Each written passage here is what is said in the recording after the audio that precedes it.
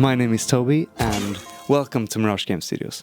We are currently developing a game called Space for Sale, and if you haven't heard about it, you can check out the trailer over here. But in brief, you play as an astronaut exploring alien planets and building small communities for alien clients in space. So the planets are a huge part of the game for us, and it's really important that we nail the vibe and the atmosphere of these places. In this video, I'm going to talk about how we put together the red planets. It's a place that's been heavily featured in our trailer, so you've probably seen it before, and specifically the Hellscape biome, which is basically like living in a volcano. And before we start producing anything, we have to come up with a theme, and we start with this.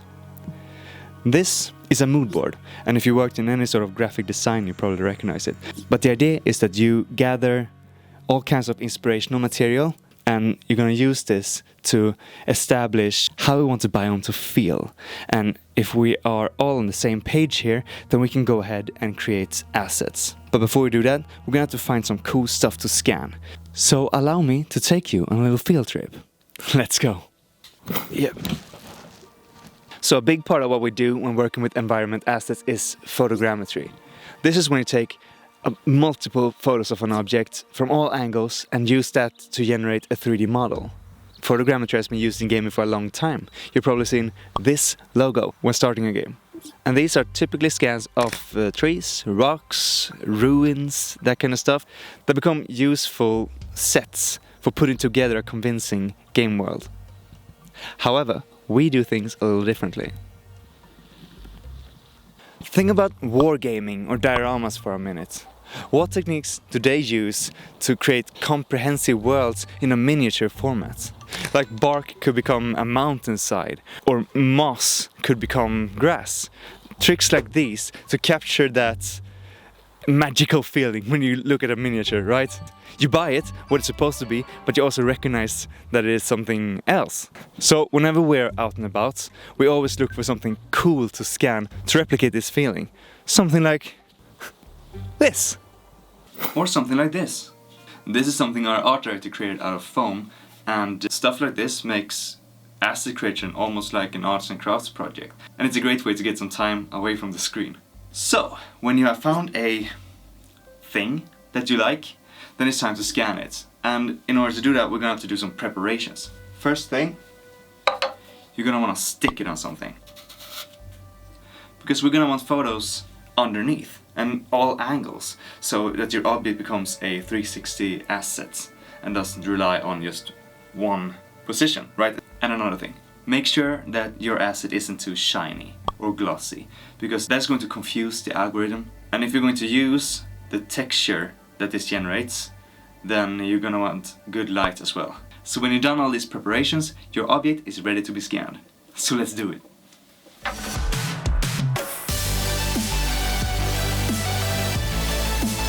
And welcome to my office. When you got your photos, it's time to turn it into a 3D game asset. And the software we use is called 3ds Sapphire Lite. But there are plenty of other software you can use. There are even apps for your phone that can do this. But this is what we use. To start a project, you're going to import your photos into the suite, and it's really easy, just drop it in here. And then you're going to start the generation. Select a few settings, and then you press run. This is going to take a while, so meet you here in about a minute, okay? 3D model generation successful, and now it's done. And voila! Look at that. And from here on out, our workflow is actually kind of similar to your typical sculpting workflow. So we're going to take this model and import it into ZBrush, clean up all the unnecessary parts, like this. So this is a high poly mesh, and it's got about 4.1 million polygons, and that is way too much for a game engine. You can see if I draw the wires, it just goes black. So you need to create a low poly model, and to do that, in our case, we stick to ZBrush. We use their tools to retopologize it, and you will have something that looks like this.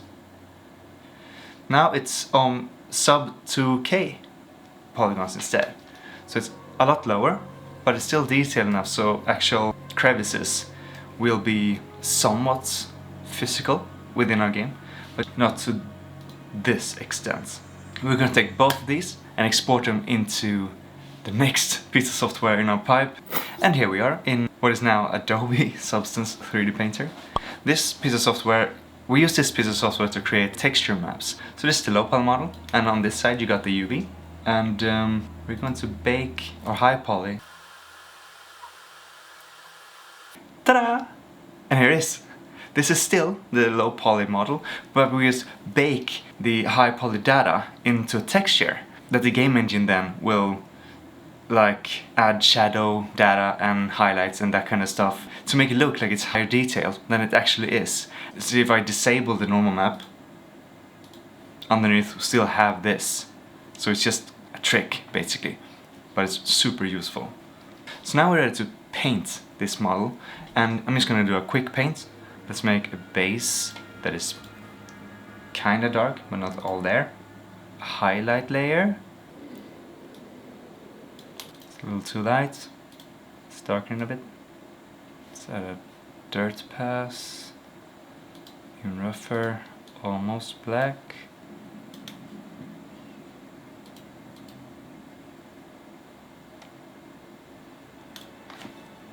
Something like that. That was pretty good.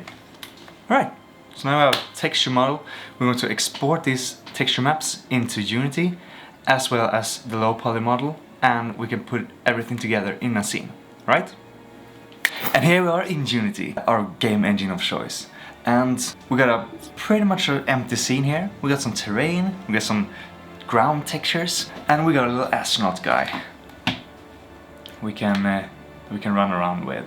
As you can see, we've done some terrain work already with a little cliff over here, because we want to create a lava hellscape, right? So we need somewhere for the lava to be. So, but first, let's get the broad stroke stuff out of the way. So light, colors, fog, that kind of stuff. So we get a vibe right away, okay? So let there be light. Ah! It's pretty cool, right? Unity HU render pipeline allows you to get these volumetric lights based on what's in the scene, so you already got something that's pretty atmospheric, I'd say. But this is the lava hellscape, right? So we're going to need lava. So let's pour some in there, okay? Okay, that's good, that's good. So this is just a plane, actually, that we use a custom shader on. We also need some atmospherics, so let's add that too. Ah! Look at that, we got some ash blowing in the wind. Just a little movement again to make the world seem alive. Because if you look into the world, it's never static. So a static image is always uncomfortable to look at. But that's broad stroke stuff. I already think we got a bit of a vibe here. But now let's populate this scene with the mesh that we made. There it is. It looks like it fits pretty well, right? We just place it strategically. Look, I'm a level designer. So when trying to get the most out of an asset like this, you're gonna wanna split it, rotate it, scale it, do all kinds of tricks so that the observer can't tell that it's a duplicate.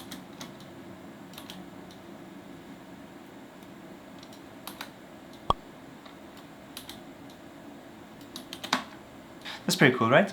And remember the polypore that we found in the woods? Of course, we made an asset of it. Check it out.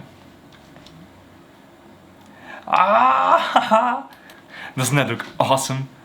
So you wouldn't really expect when we find something like that in the woods that we would use that in a lava scene, but that's what makes the process so fun. Okay, so mostly when we work with environment assets, we put them together into these sets. Because our game is procedurally generated, so we can't really just spew out individual props and expect it to look bespoke and like it was made by a person.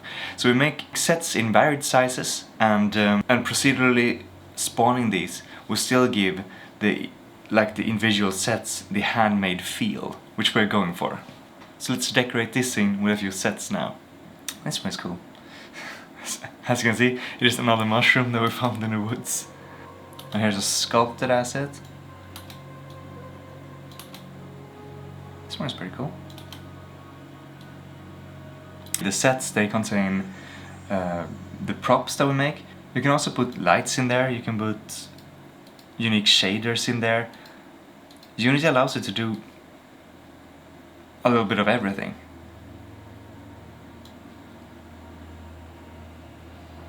Something like this. Alright. This is a pretty cool scene.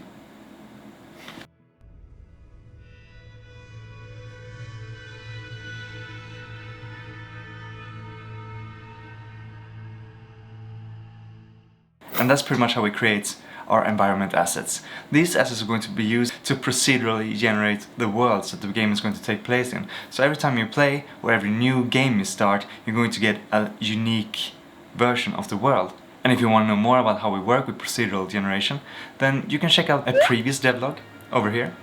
I know this was a different format than we usually do, and I hope you learned something, or at least enjoyed the video. If there's something else that you want us to talk about, then hit us up on our social media channels. And in the meantime, thank you so much for watching, and I'll see you in another video. Take care. Bye.